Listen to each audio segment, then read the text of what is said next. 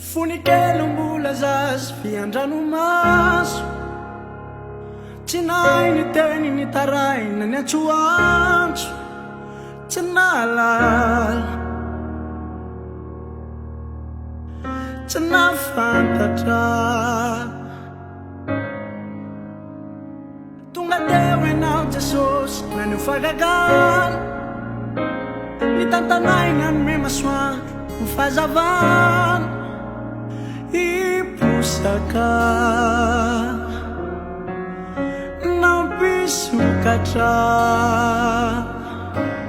atolotro ny momba sy ny androko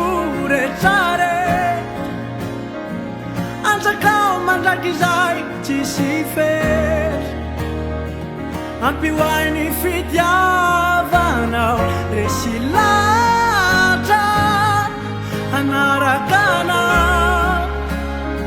safidiko no finofetae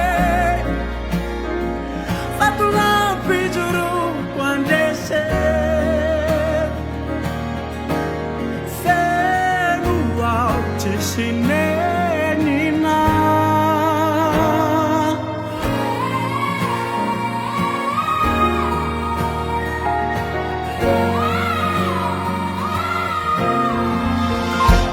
takela via pivi lilalana filani nufo filani maso fatanuran anakana amutika subateu ilai pamunja na vutrai nusasanu vuadiu taminiran natsangana upanduva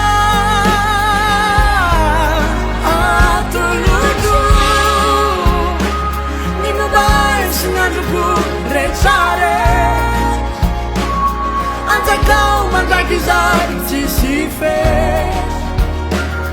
apiwai ni fitiavanau esilasa anarakana sabinikiu no finufetae fatulampijuru wandese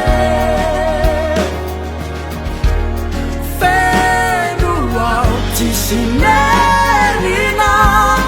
atuluju nimumbai sinanduku rechare go